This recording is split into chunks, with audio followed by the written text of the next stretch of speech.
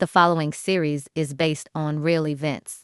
Some details have been changed for privacy, but the story you're about to hear is true. This is Shattered Justice.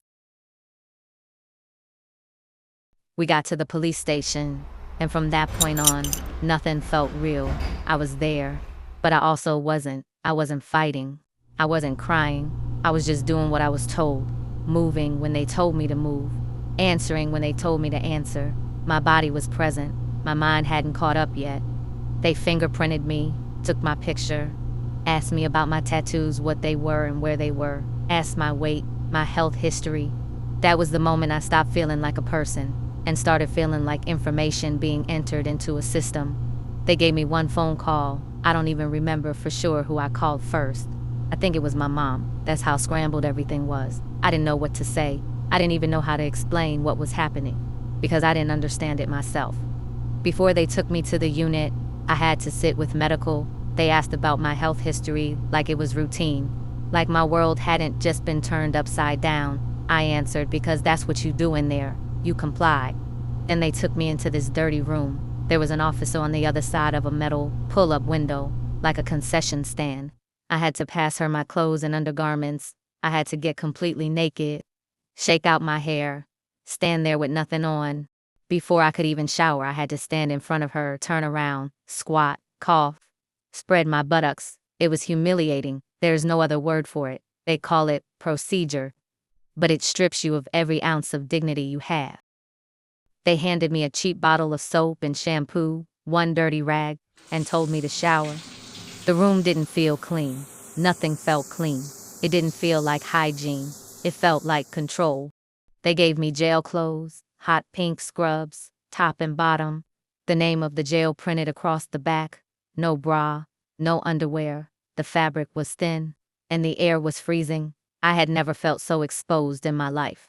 After that, they took me to the unit, K-Pod. It was during COVID, so I was placed alone, somewhere I normally wouldn't have been. The cell was freezing, silent. I was still in those pink scrubs, still without underwear. I can't fully explain how cold it was. The cold wasn't just uncomfortable, it was constant. It seeped into everything. It felt intentional.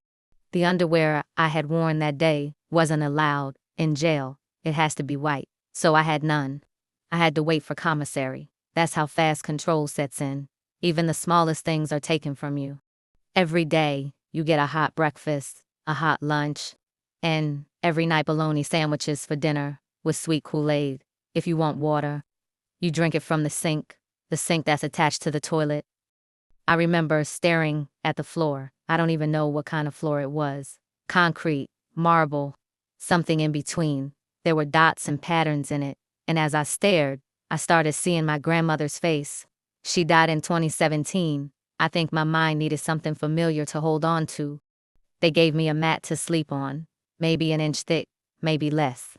You could still feel the metal underneath. No pillow, just a thin blanket and a sheet. I had to fold the mat a certain way so my neck wouldn't lock up.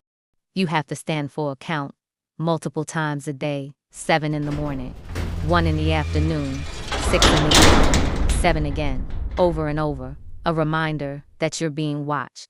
You're only allowed out to the common area twice a day, once in the morning, once in the afternoon, about an hour each time, that's it. Everyone rushes the phones because that phone is your lifeline, your only connection to the real world. You get 15 minutes, and when it's over, it's over. Around 6 in the morning, the light in the cell just comes on. One of those long, bright, fluorescent lights, no warning. It felt like the sun was suddenly inside the room. That's when I realized even sleep doesn't belong to you in there. The cell door was automatic, controlled from somewhere else. When it closed, it was loud, metal on metal, final. Every time it shut, it reminded me I had no control over anything anymore. At night, they do random checks. You hear the keys. Then a flashlight shines through the small window in the door, straight into the cell, straight into your eyes. Sleep didn't feel safe anymore.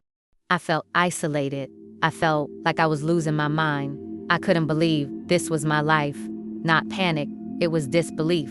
Like my reality had been ripped away and replaced with something I didn't recognize.